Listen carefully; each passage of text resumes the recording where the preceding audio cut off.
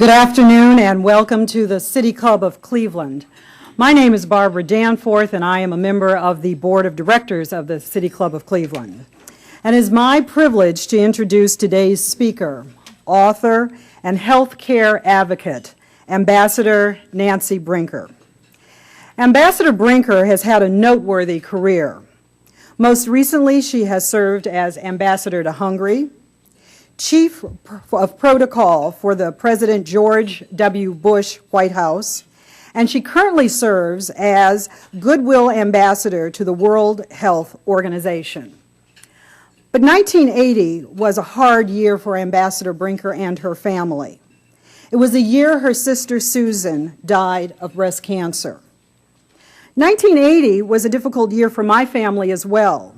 It was the year my mother was diagnosed with breast cancer. 30 years ago, breast cancer was often a death sentence and the source of great fear because there was no cure and treatment was usually radical and disfiguring. Some of us were devastated by the disease, but Ambassador Brinker did something about it. Shortly after her sister died, Ambassador Brinker established Susan G. Komen for the Cure, after a promise to her dying sister to do everything possible to end the shame, fear, pain, and hopelessness caused by the disease.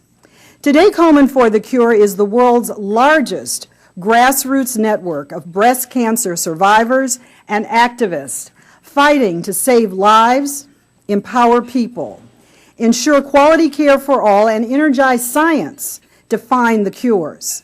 Since its inception, this nonprofit has raised over $1.5 billion. In 1983, she founded the Susan G. Komen Race for the Cure, which is now the world's largest and most successful education and fundraising event for breast cancer.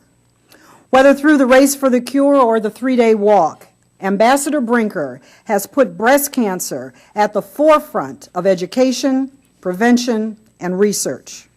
Drawing upon her business acumen, Ambassador Brinker pioneered cause-related marketing that creates funding partnerships with businesses that share the Komen commitment to end breast cancer forever.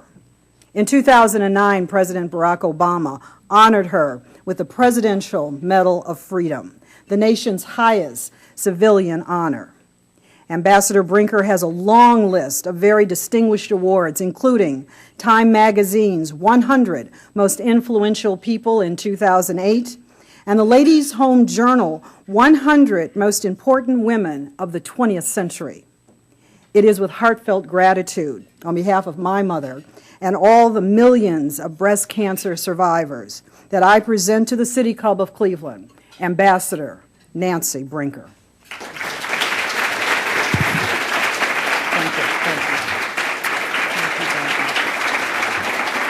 Thank you.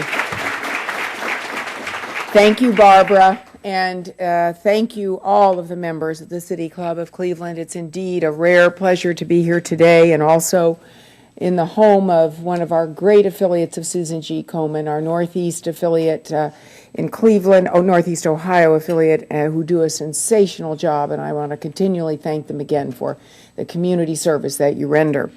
I also want to thank you for allowing me to speak in a place that has also heard Beth Mooney, who's a great figure in my life with her position that she's about to assume, which is record-breaking. Also to know that I'm on a podium here, or at a podium, where Rosa Parks spoke to this group, which was probably one of the most historic figures and stories in my life. In addition, to see my longtime friend, Mary Rose Okar, as she served for many years and served you all beautifully as a member of the House, and we worked together long and hard on key mammography legislation and benefits for people with breast cancer in the late 80s and the early 90s. Mary Rose, thank you again. I'll never be able to thank you enough for all you did.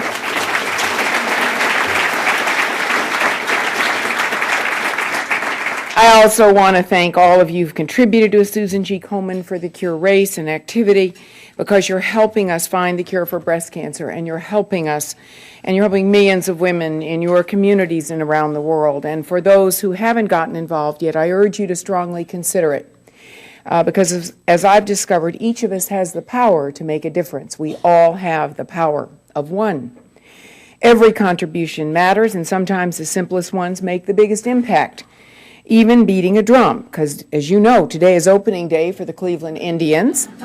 And in 3 hours, and when the Indians take the field to begin their quest, John Adams, who's simply known as the drummer, will be out there in the bleachers beating the bass drum that gives hope to fans for each game. So best of luck to the tribe this year. The point is, we can all make a difference, and I've seen this across the world. I'll tell you one sort of quick and apocryphal story for us at Susan G. Komen. Last year in October, Susan G. Komen for the Cure hosted our first race in Jerusalem. Race for the Cure in Israel, where 8,000 people walked and ran together in the streets of the old city, which had been lit pink for 4 days. And who ran together? Jews, Muslims, people, women from the West Bank, women, Israeli Arab women from Abu Ghosh, Haredi, women from the Haredi Jewish Orthodox community, Muslims, Turks, Christians. The mayor said it was the first major event in the city that did not attract protests. And most importantly to me, people were walking together. Unfortunately, it took this disease to have that happen, but it was an amazing sight that day. And when it was over, one of our committee members, who happened to be from a conservative Jewish community, came up to me and said, "Ambassador, something happened to me today that never happened before." And I said, "What was that?" And she said, "Well, I was walking in the race, and I was standing next to a woman who was covered, and I discovered, and as we tried to talk in my broken Arab and her broken Hebrew, that we both had breast cancer, and we both had 3 children. We had the same disease. And when the race came to an end, we were friends. And I had never met an Arab woman before." So this is exactly what is needed, a strong global force of people who communicate from all ethnicities, backgrounds, and walks of life, because breast cancer doesn't respect income levels, and it is indifferent to profession and power and culture. Many women, especially low-resource women, need extra help in their communities, and it's especially true right here in Cleveland. Because while Ohio is 32nd in the nation in incidence of breast cancer, it's the 4th in the nation in breast cancer mortality. In other words, and forgive me for being so direct, this means women in Ohio are dying at faster rates than in other states. And these numbers are even worse among minority and medically underserved women. And I know all of you will do all you can to change that. Unfortunately, though, we see this more and more nationally as well. While the overall breast cancer mortality rate is declining, the mortality rate for minority women has not fallen at the same place. And despite a lower incidence rate, African American women have a 32% higher death rate from breast cancer than Caucasian women. And among women of Hispanic origin, breast cancer is more frequently diagnosed at a later stage, when far fewer treatment options are available. And among Hispanic women who are 40 and older, only 38% have regular mammograms. Only 48.5% of Asian and Pacific Islander women 50 years and older in the U.S. have had a mammogram or clinical breast exam within the last 2 years. And I think one of the most startling statistics that we try to deal with is that almost 50% of women who do have some benefits, who do have some health care coverage, don't have yearly mammograms. But these are not just statistics. They are lives. They are wives and mothers and daughters. They're also professionals, teachers, skilled workers, CEOs, and employees. So if compassion alone isn't compelling enough to support access to health services, consider the economic loss caused by a lot of sick and dying people. To go back to baseball, it would be like trying to win a pennant race with many of your star players trying to play who are injured. That wouldn't work in the majors, and it surely won't work if America is going to continue to lead the world economically. So what is responsible for the disparity? Mostly the problem lies in the barriers to access to quality care. In a recent study, when Caucasian, African American, and Hispanic women were provided equal access to high-quality screening, all groups had similar rates of survival.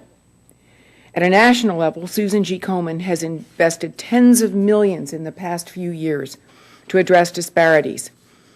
Breast cancer is colorblind, and so too should be the access that all women have to treatment and care.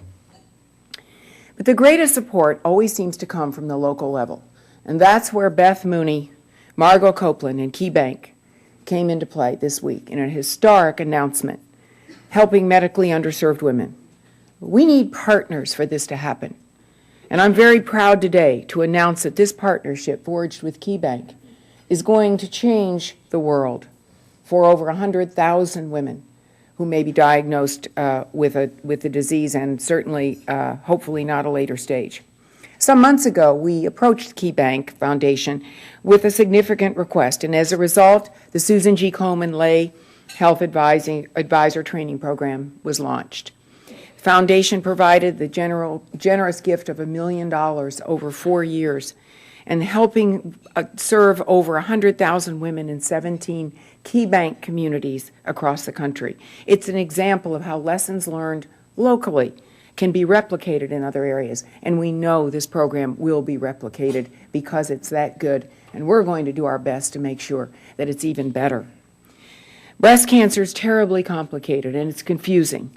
It affects each person differently, so there's a huge need for educated staff who can support other women in getting screening, treatment, and care. And our response was to build a program to teach trainers, lay trainers, how to teach other trainers. It's very successful, especially here in Northeast Ohio, where lay health advisors are doing a phenomenal job. And the benefits speak for themselves. There's increased awareness, and it will also help fund 9 regional breast cancer summits over the course of the project. So we're very eager to get it going. And as generous as this is, however, the reality is it will only scratch the surface in terms of meeting the needs. This is a national program. While a portion of the funds will stay here in Cleveland, there's still tremendous need in Northeast Ohio and across the state. And as I said earlier, that's where you come in. We need your help. We need more philanthropy to make these kinds of programs work and reduce the death rate of people with breast cancer. It's true in every state. Public resources and health services are being cut daily, and we're working very hard at Susan G. Komen to advocate and to make sure people have access to care. So we thank our friends at KeyBank. We know it's an absolutely outstanding program, and we know more is to follow from the Cleveland community. We realize resources are scarce, but at Susan G. Komen, we are investing all of our funds very carefully so they will have the greatest impact. We're measuring everything carefully, and it's why we continue to be ranked as one of the most trusted charities in the nation. We work very hard to do our work and to steward the money that we're given, and it didn't happen overnight. It seems almost impossible that it was 30 years ago when my older sister, looked at me as she lay dying and asked me to do something, to change, so that people wouldn't die from breast cancer unnecessarily and early before they could raise their children and be productive as wives, mothers, and also, as you know, some men develop breast cancer. She was just 33 years old, and back then, it wasn't just a dangerous medical diagnosis, it was a social stigma. There were no telephone hotlines, there were no cell phones, there was no internet, of course. And many people thought in those days breast cancer was contagious. And I can remember how it was walking with her in the end, as she was obviously very ill, and people would cross the street. They were afraid. They didn't know what it meant because people couldn't say it out loud. The words couldn't be spoken on television, and they couldn't be used the word breast couldn't be used in print in most major newspapers. So she asked me near the end to do everything in my power to end death from breast cancer and to help all women, not just some women. And we could see the disparities then in diagnosis, awareness, and treatment. And I promised her that I would do everything I could, and the promise between us became the major motivating force of my life and the title of my recent book called Promise Me, and the enduring vision for Susan G. Komen for the cure. And I'm joined by thousands and thousands of people who do this work every day. I'm joined by one important one today, Katrina McGee, who's sitting in the audience, who's our Executive Vice President and helps every day do our important work. I look back then and I'm amazed at what we were up against. We were just a small group of women sitting around my living room. A few were rather unwilling volunteers, but they had to come because I invited them for a free lunch. No money, no plan. All we had was a vision delivered from my sister. Actually, we had $200 and a shoebox full of names and a promise. And it pushed us forward every day. And almost everyone told us we would fail. Actually, they told us we would fail for the first 10 years. But just 3 decades later, we've made remarkable progress. We have raised and spent $1.9 billion on research, treatment, care, and screening. Our first race for the cure with 800 runners on a drizzly day in Dallas, Texas, occurs in 140 communities around the world with almost 2 million participants. But most importantly, the 5-year survival rate of early-stage breast cancer, which was 74% when we began, is now 98% in America.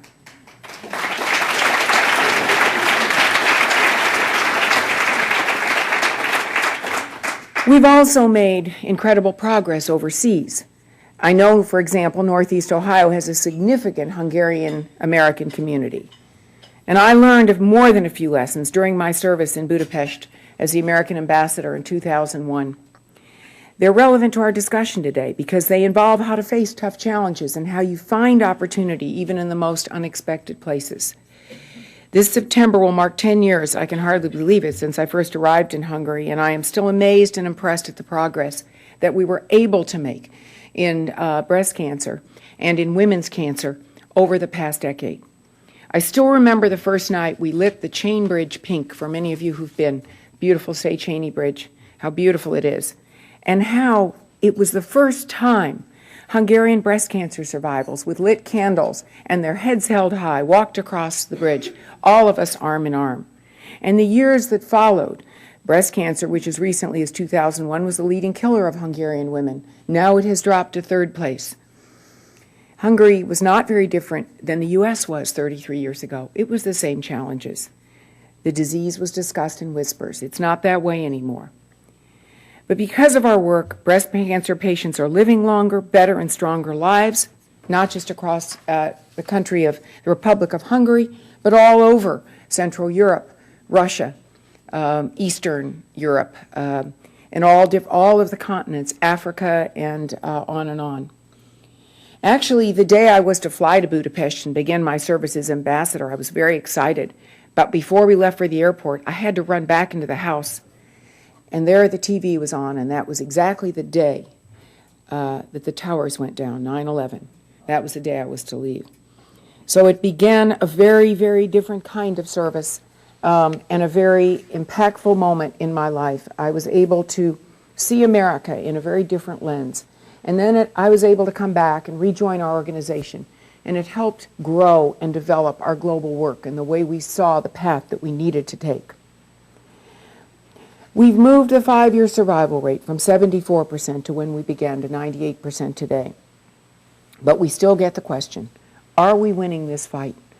Despite the grim statistics, we are getting closer to the finish line. If things are done right, like early detection, treatment, and personal care, early-stage breast cancer is almost curable today. That's why we're fighting so hard on the local and national level to keep these statistics in place, to keep these survival rates in place. And in these economic times, we're having to work very, very hard. With Medicaid cuts coming in some states and with other cuts coming on the national scene, we have our work cut out for us. So I apologize ahead of October, which is Breast Cancer Awareness Month. If you thought you saw a lot of pink last year, get ready, because we're going to flood everywhere we have to, state houses, the government, anywhere we have to get the kind of support and help we need. Because as long as a woman or a man dies of breast cancer every 69 seconds, there's not enough pink in the world. And I know we can do it. We will reach a place by the end of the decade where people are beginning to live healthier and normal lives due to the research we funded and due to the way we want to apply it to treatment evenly across the board. But almost won't win the race. The work ahead is difficult, but 30 years' worth of laboring in this field has only left me feeling more confident in our ultimate victory at Susan G. Komen for the Cure. because I think of a horrific disease feared by generations, victims hidden away in the shadows, the hopelessness that a cure or treatment would never be found. Faced with an epidemic, ordinary citizens took action, raising money and funding research, convening and joining and collaborating in a way that had never been seen before. Governments formed and funded new institutions. Scientists collaborated with a real sense of urgency. And I'm not talking about cancer, I'm talking about polio. And on the day in 1955 when Jonas Salk's polio vaccine was announced, it said that in America, church bells rang, factories stopped in a moment of silence, and our parents and teachers wept as if a war had ended, and indeed it had. And then the orderly progression of how to apply the vaccine in community settings to anyone who would take it and who they could deliver it to. Rich, poor, it didn't matter. It didn't matter what culture. And we eradicated a lot of the death from a deadly disease. Years later, Salk was to comment that our future, our destiny is still in our hands. It's up to us to forge approaches that are not simply anti-disease but pro-health. Then we too can imagine a day when another scientific breakthrough changes the world, when the mastectomy, like the iron lungs of the polio era, is an artifact of history. And when church bells ring again, because our war on breast cancer and cancer have ended in victory. Thank you.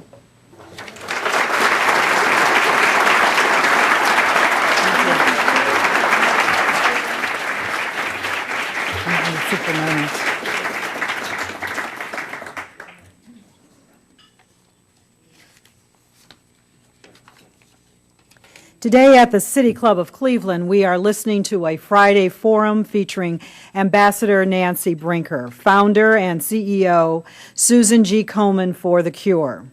We will return to our speaker in a minute for the traditional City Club questions.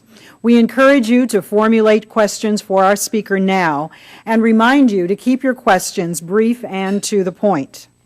Members and guests alike are welcome to attend City Club forums, and we hope everyone listening will join the City Club and become active in our ongoing civic dialogue.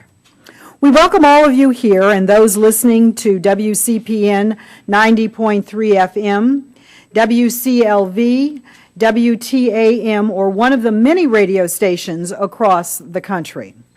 Our television broadcast partner is WVIZ PBS Idea Stream.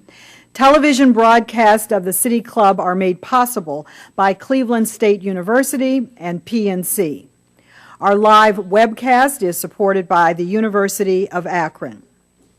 We are pleased to welcome guests at tables hosted by Baker Hostetler, Key Bank, Puskas and Associates, University of Akron, our strategic group, the Susan G. Komen Northeast Ohio.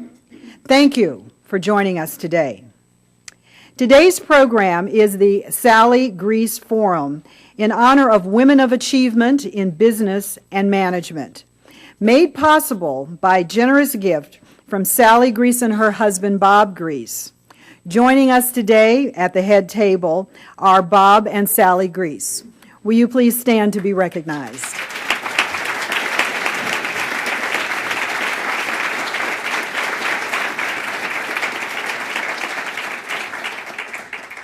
Today's program is also part of the 2011 Key Bank Diversity Thought Leadership Series.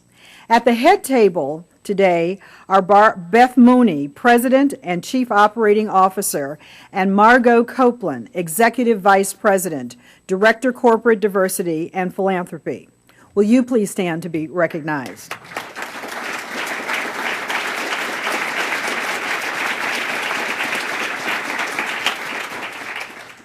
Now we would like to return to our speaker for our traditional City Club question and answer period. We welcome questions from everyone, including guests. Holding the microphones today are City Club Marketing and Membership Manager Heather Sikora and Development Assistant Lucille Barbati. First question, please. Ambassador Brinker. Over here. Yeah. There are those in Congress who believe in terminating many programs.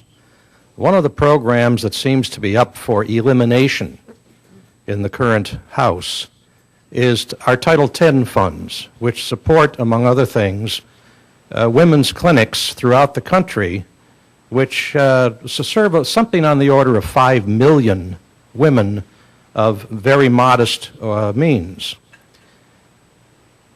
If the Congress were successful in terminating financial support for these clinics, what impact do you see that having on the progress that has been made in the fight against breast cancer? It's, you know, it's a really, really serious question and serious issue, obviously. We do everything we can to extend care, treatment, and access to as many low-income people as we can, and I think we do probably the best job of any cancer organization, quite frankly. Last year, we provided over 700,000 mammograms throughout America, 85,000 medical procedures.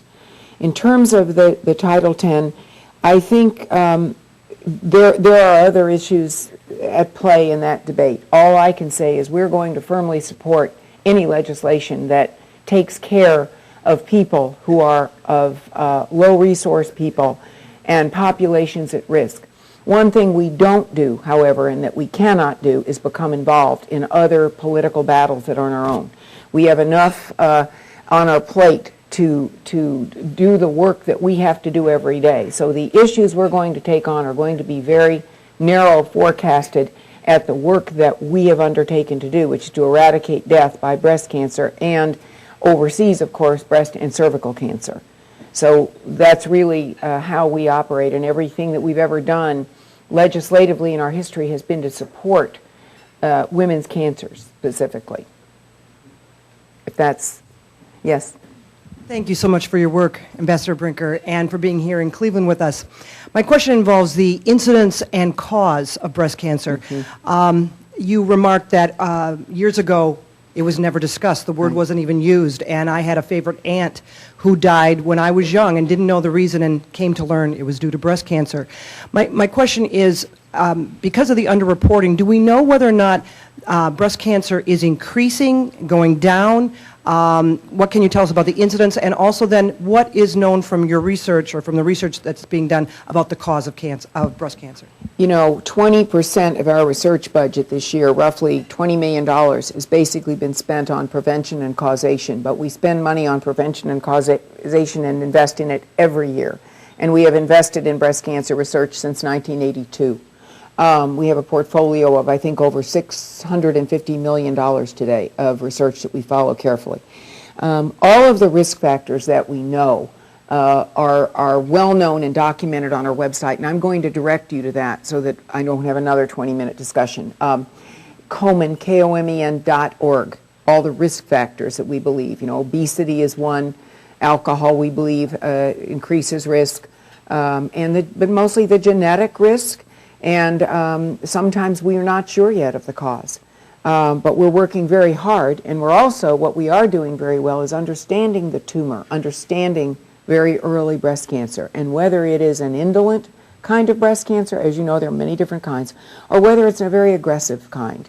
And we believe that by the end of the decade, we will solve the mystery of one of the most aggressive forms of breast cancer, triple-negative disease, which often affects younger women and it seems to be proliferating in the Caribbean nations, in Africa, in South America, in China, and in the Middle East. It's a serious issue in the Middle East as women develop this kind of breast cancer at the average age of 47 versus the age of 62 in the United States. So we're working very hard on all of those fronts, and I'm hoping and hopeful that by the end of the decade we're going to understand a lot more about what exogenous outside factors are creating this more of the incidence of this disease, or what endogenous, what kind of genetics are really, obviously our support of the BRCA1 and 2 gene, which we funded very, very early, has had given us a vast improvement of knowledge, much more to come. I will tell you that every significant scientific advance in the science or treatment of breast cancer has been funded in its history by a Susan Komen grant. So I'm very confident that by the end of the decade, we will have the answers that we seek. Yes. Ambassador Brinker, reflecting in part that this is the Greece Forum for Women of Achievement, I ask you to look back over the multi-decade experience you have at how the psychology of women has evolved and how it has played into your efforts to deal with this particular illness. I think there's little doubt that part of what you need to succeed in dealing with the illness is to have women who are prepared to speak about specifically female concerns. So I ask you to look at that question, the women with more confidence to assert their own needs. Well, it's a very good point that you make, because the way I think that our organization came at a certain point in time, it was a perfect storm in a way, on the heels of the feminist movement, on the heels of women, the outrage about research done on women's illnesses and diseases. Most of this research, as Mary Rose knows, was done on men. So many women became aware of this and became organized. Our organization, no exception. And so a lot of the gains that we have made have been through a large grassroots effort to impact legislation, to speak for ourselves. But I will tell you where one of the greatest gains we've made in, and that is our cause-related marketing. Because this subject was never really discussed in boardrooms, and until we have about 1,000 more Beth Mooney sitting as CEOs of corporations in America today, I don't think there are another 1,000. Beth?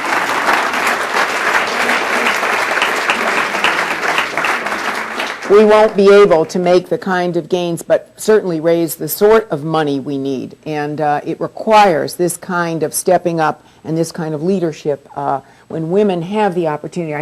I can't remember my statistics exactly, but I think that it's a very low percentage of corporate America, of the boards in corporate America that have women members still to this day.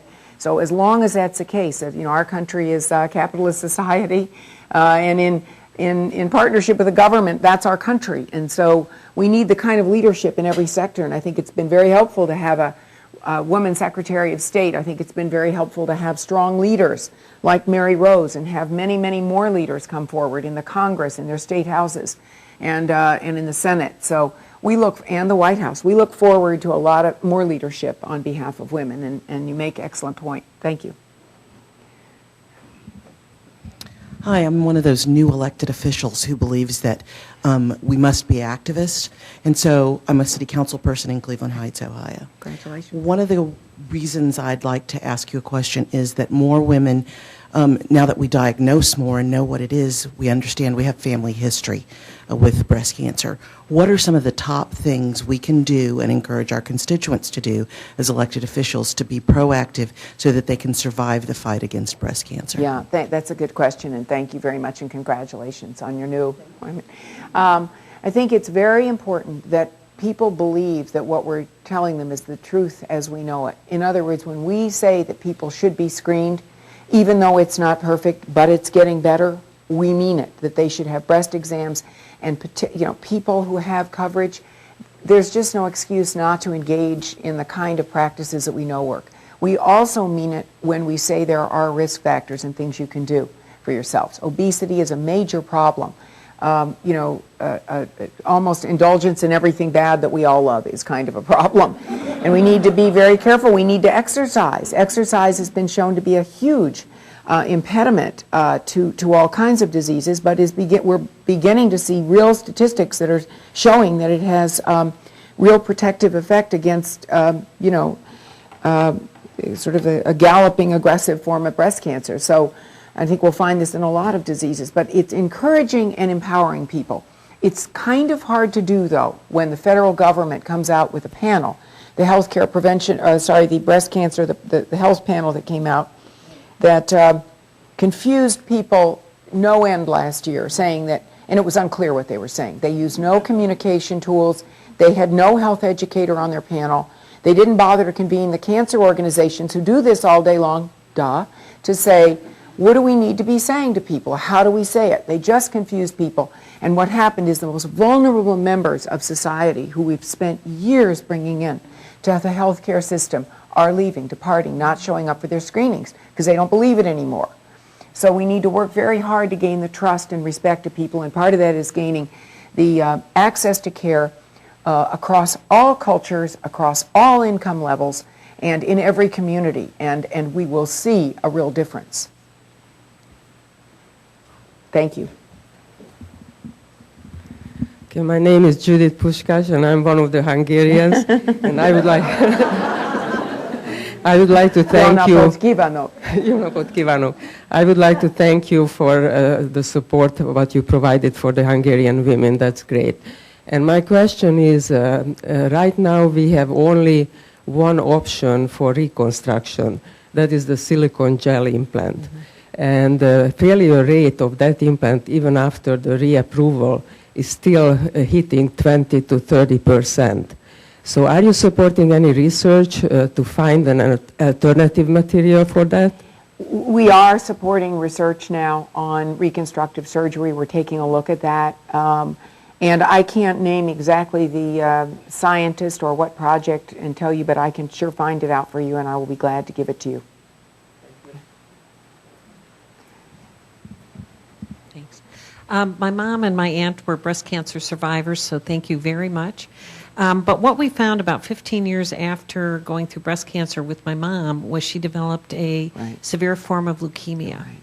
And I was a little surprised through the Cleveland Clinic to find that that occurred, and that they don't really maybe let you know that after you're going through the breast cancer treatment. So could you talk about that a little bit? Leukemia, myeloma, lymphoma, all sometimes common occurrences for people years and years later, and particularly people who had chemotherapy many years ago. I had breast cancer and had very aggressive chemotherapy, and it is definitely a side effect as you grow older because your immune system doesn't work as well. So that's why it's important to be as fit as you can and as active as you can. It's a difficult side effect, though, of therapy, and it is why, with the new tools and the new therapeutics and treatments we have, which are often now geared to boosting the immune system, that are genetic in application, and that will be more effective and less injurious to the rest of the body and the stem cells and everything in our bone marrow. Hopefully that's what will happen, and it is definitely a very scary side effect. Yeah. I'm sorry, I hope they're doing well. It's tough. Yes. You speak a lot about the preventative education about breast cancer, but unfortunately there still are a lot of women who are dealing with the diagnosis and the side effects of treatment. What kind of initiatives does Susan G. Komen support for those women who are suffering from the illness in terms of, supportive care and palliative care and the benefits of it? We have some study or some group or some collaboration with the group looking at almost everything. And again, I'll direct you to our website because there's a tremendous amount of information on there on specific projects. But it's another important issue, the side effects and the quality of life issues. We funded a very large program with the American Society of Clinical Oncology a few years ago, which is now tracking women with their quality of lives. And it's a very interesting study because, again, we need to be better at using these therapies. A lot of them are very toxic. And I will tell you, the newer therapies are much less so than they were 25 years ago or 20 years ago. And with the advent of personalized medicine, personalized therapy, where we're reading a tumor very specifically, in some cases we know, not to do so much radiation, not to do so much chemotherapeutic treatment and therapy. One of the new trials for radiation is for very indolent tumors is a schedule of a week or two of very intense radiation, and that's it, whereas it used to be 6 weeks. Things are happening like that all the time, where therapies are being pinpointed specifically for the kind of, and I think that's going to alleviate a tremendous amount of quality of life issues that we're having now.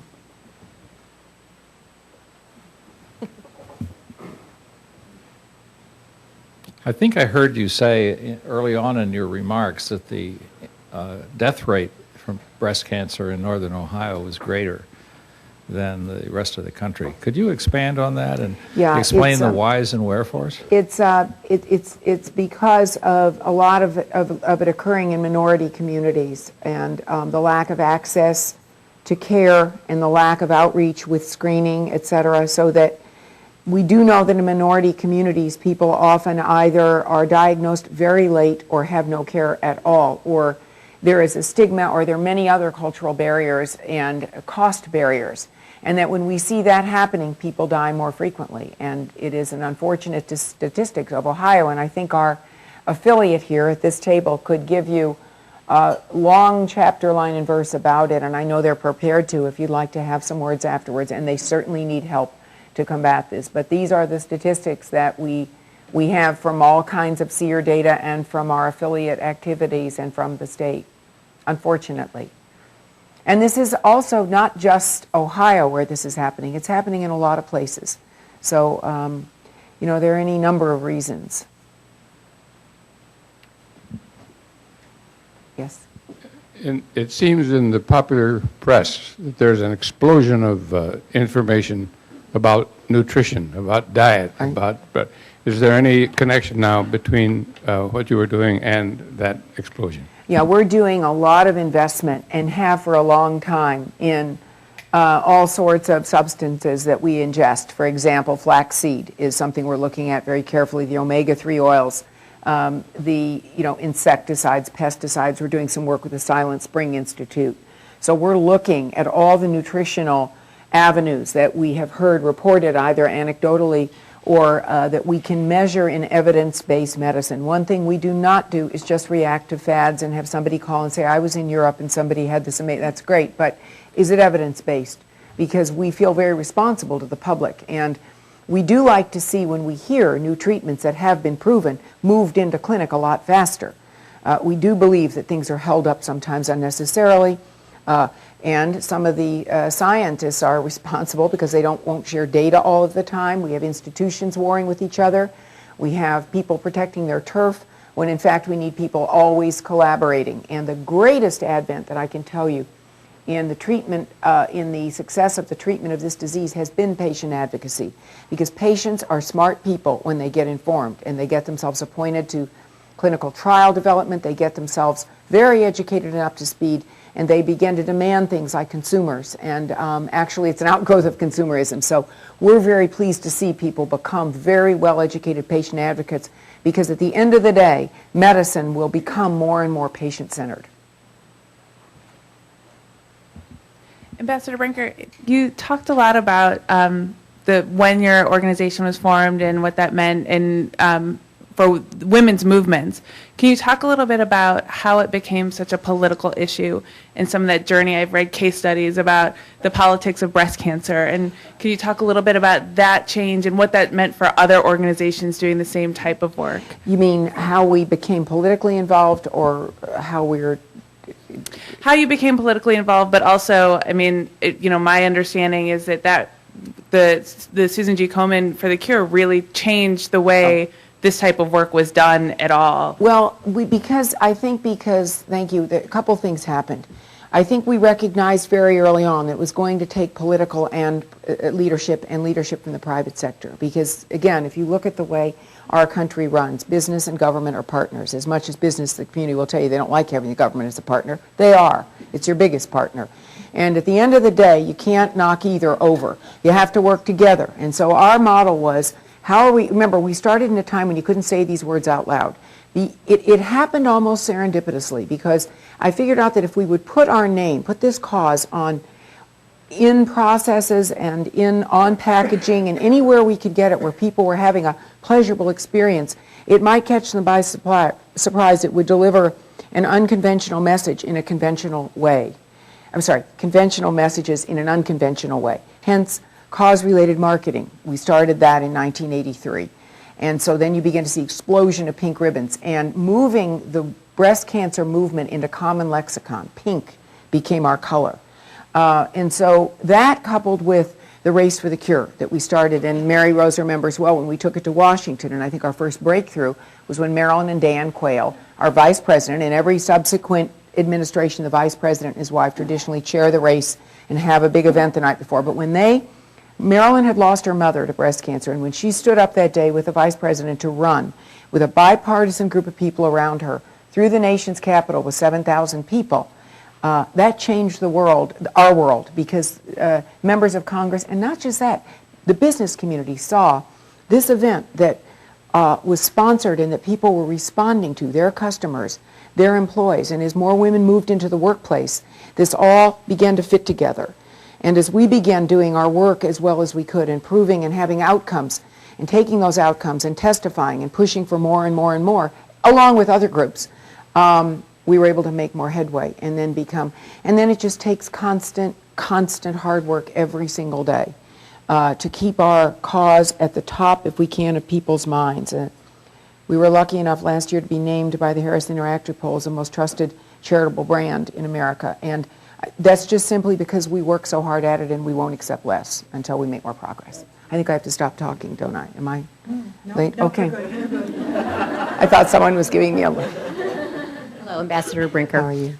My question is organizationally. How is Susan G. Komen structured, and how did you go from the lunch with your friends to an organization that is as powerful a movement as it's become, around the globe? Because we started with the basic belief that all healthcare is really local. All change has to be local. It won't work unless it works in a local community. And we also realized we had this huge gap of only $25 or $30 million of funding coming through the National Cancer Institute. Remember, the war on cancer was declared in 1971. And we began looking, and there weren't any targeted disease studies, and again, not enough research being done on women. So the model to start this, we realized, because we didn't have the internet or any way to communicate, we had to have local communities organized almost in franchise style. So that's how it works. Our affiliate here raises money through their programs, has a Race for the Cure and many other programs. They leave 75% of the funds they raise right here in Cleveland to address needs of medically underserved people. They do a needs assessment. They are very, very focused on special populations so that they fill needs and they're not duplicative. Then the 25% that's dedicated back to our national grant pool provides us the money to then fund in the most innovative kind of research. And as we began growing both programs, locally and nationally, our research program began to really attract the best minds. And now we have a program that has 25 of the best scientists in the world among our scientific advisory board, another 25 who are on our scientific advisory committee, who search through our grants. We have a blinded peer review process, but our scientific advisory board gives us the best ideas. They are paid to give us the best ideas that they can give us. And then now what we do is invest as often as we can in large grants, because we want to change the needle. We're finally large enough now to make changes in science where we can, to give the effort to the push to a good idea to see if it works. And if it doesn't, move quickly to something else. So I think our model works because we not only raise money and give it to science, but we steward it through the community. And if you think about what I was saying earlier about the polio epidemic, different disease but same process. I remember, and it really affected me as a child when I saw all the March of Dime ladies all the time, including my mother, working all the time and everyone in society was involved, from the mother to the librarian to the school nurse to the dog catcher to the traffic cop. Everybody in my town was involved in fighting polio. The politicians, the CEOs of companies, and I saw that model and I said, here's a model that works. Ambassador Brinker, I'm a Metro Health employee and also an Amigas, and I have witnessed firsthand the benefits of having a patient navigator. But in reference to health disparities, can you speak to what the Komen Foundation is doing in terms of elevating the cultural competency of medical practitioners? The cultural competency of medical practitioners in internal medicine, family medicine, where that seems to be an issue also in the community in terms of having a dialogue with a physician and perhaps not being diagnosed properly or their concerns not taken seriously. Our organization, certainly we don't do everything perfectly, but one of our major goals is diversity and funding what we can to make sure that not just the cultural competency of the physicians, but the competency of patients and the ability to move patients into becoming patient advocates. And it's very hard sometimes because we have to teach people how to speak to physicians, how to be assertive. And sometimes, because of cultural differences, people can't be. They weren't trained to be growing up. As children, they're afraid of physicians. So we work very hard to bring treatment, care, and screening to where people go. We have a program called Komen on the Go, and it's a mobile van that goes to communities, not just to screen, but to educate people. There are teaching modules in there where they can see what it looks like and see people who are living long after a breast cancer diagnosis. But you point to a very important issue, and that is the cultural competency. And we're working very hard to elevate physicians who can relate to different communities. It's a very good point and a very important one.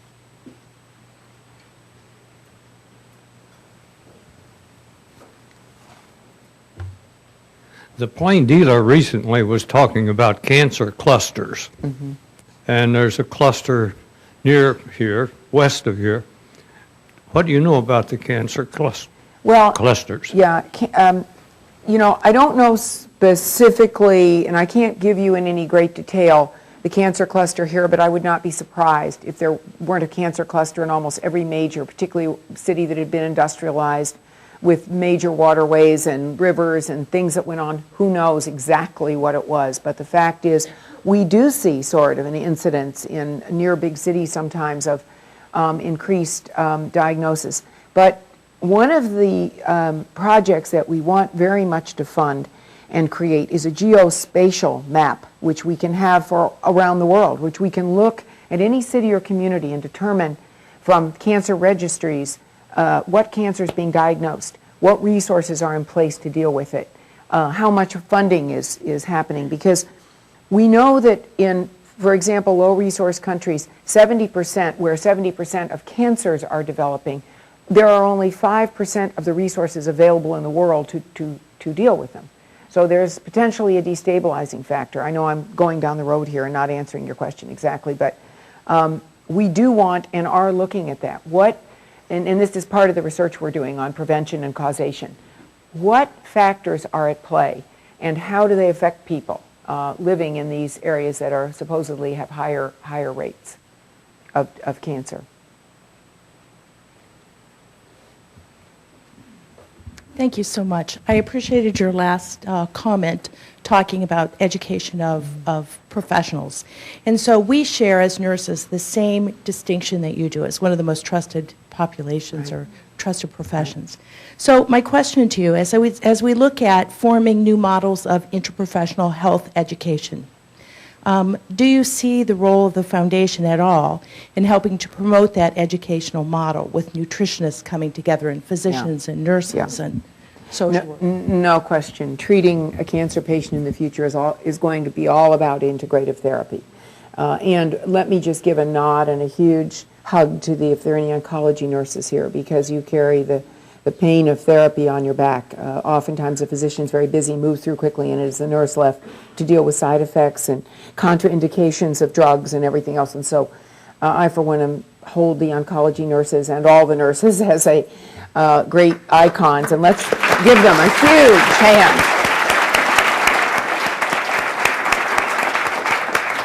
My hope is the Cancer Center of the Future, which is coming quickly, is going to be a very friendly place where people come in and not only get a diagnosis done quickly, properly, but several treatment choices available with backup computers for people to sit down, and if they can't use a computer, someone in their own language telling them what they need to do or what their suggested course of treatment is, which would include integrative therapy, nutrition therapy, any kind of support like that, plus some kind of exercise or whatever it is, but it's all a spiritual therapy. It'll all be working together.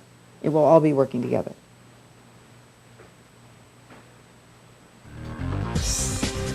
So, thank you very much.